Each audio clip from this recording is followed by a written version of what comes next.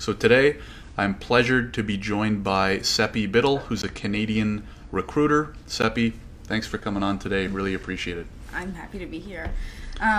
So actually, quick thing. So I am the founder of Inclusive Recruiters. So that's how I wanted to let you know that I have been doing this for a little while now. I've done it in the Middle East and I've done it in North America.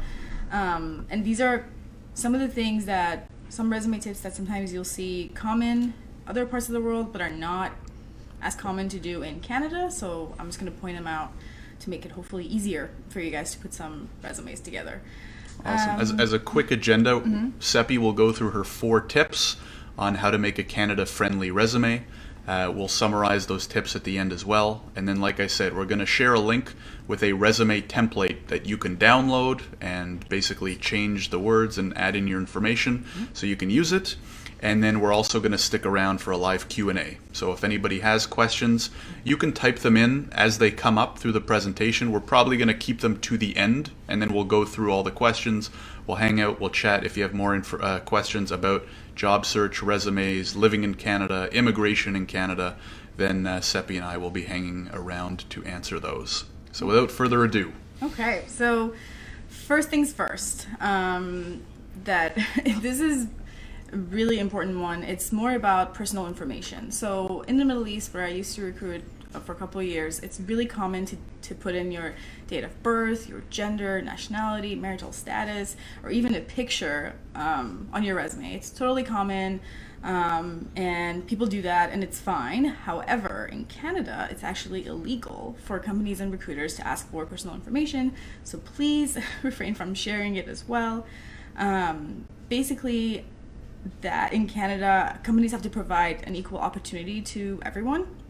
So any information that could discriminate against you should just not be shared on a resume. So please, can you go through again just like a quick bullet point of exactly what we should not be including on our resume? So your date of birth, so how old you are, your gender, your marital status, nationality, and a picture. Please don't share any of those things. Okay, and what we're going to do is after this, we will take the video, I will do some transcribing magic, and this will all be included on the Visto portal. So we'll type out exactly these 4 tips and those exact pieces of information that Sepi recorded, just so people don't have to be taking notes the whole time.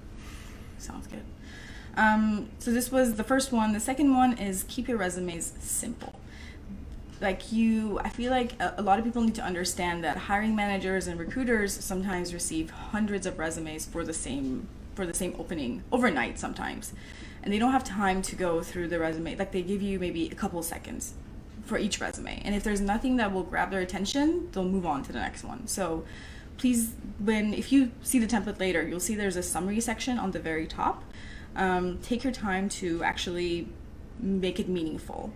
That is the first thing that people will see, and you don't want to, don't be expecting people to go to your second page of your resume if they haven't seen anything exciting on the first page. So yes, please keep it simple. That's the most important tip, I would say. Keep it simple. Yeah, that's a good one. And so through my experience practicing and submitting applications, a lot of them require a resume. So I've seen a lot of resumes, and I've had clients with 4, 5, 6, 7 page resumes, and I was just thinking, like, how could anybody read through all these? So yeah, especially if you're outside of Canada trying to break into Canada through a job, the shorter, the crisper, the punchier, the better. So that's a great tip.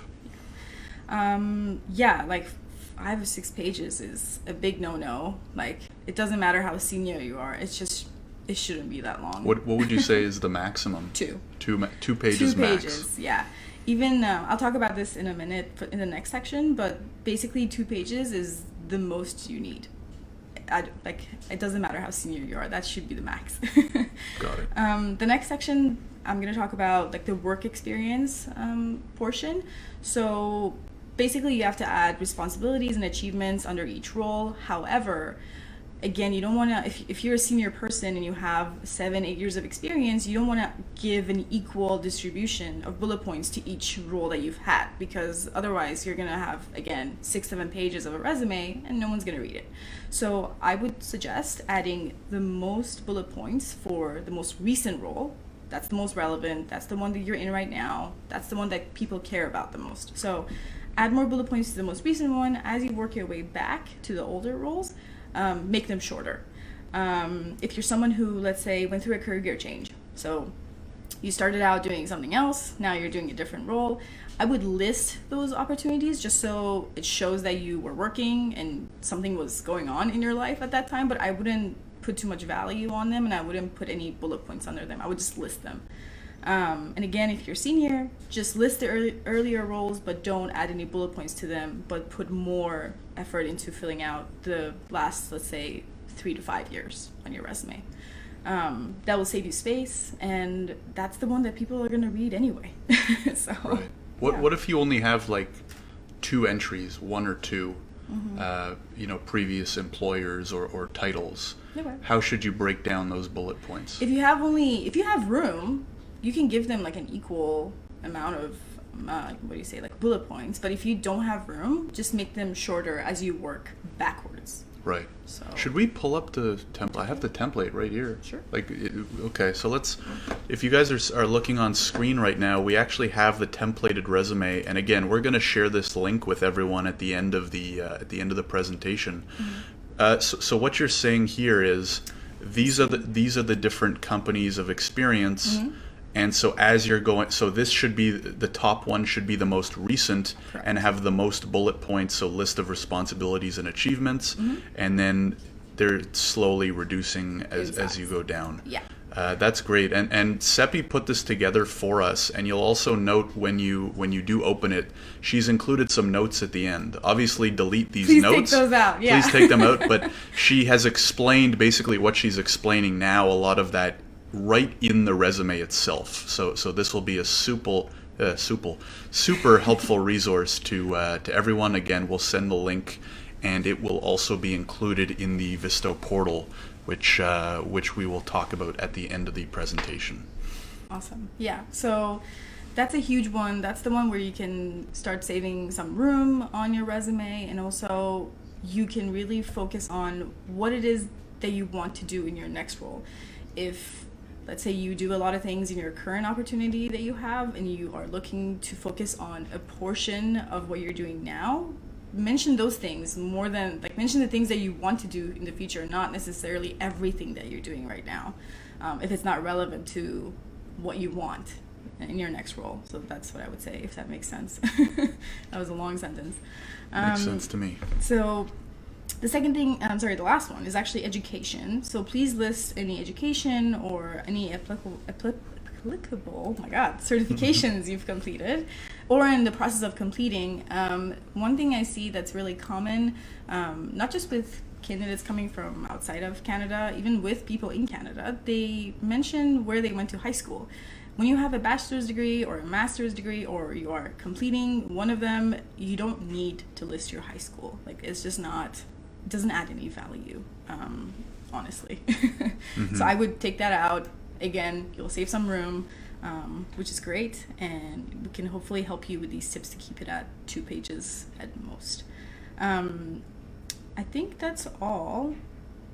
And also, this is just a template. Please make it your own. It doesn't have to be like this exactly, but it's just like a guideline. So make sure that when you make changes and when you're done, save it as a PDF.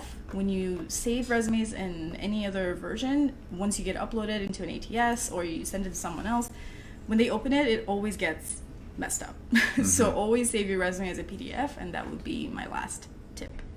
Awesome. So just showing it once more, here is the template.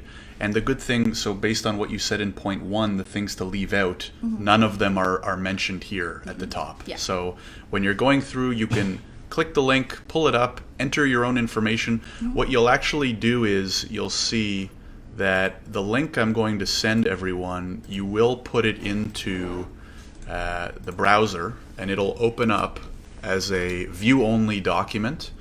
And what you can do here is click File, and it's because I'm not signed in, but you can either download it in whatever format you prefer, or you should be able to make a copy if you're signed into Google. You'll be able to click Make a Copy. It'll open a separate copy up, and then you'll be able to edit it and save it in whatever folder you want. So I'm actually going to post a link right now in the chat so that everyone can have access to it.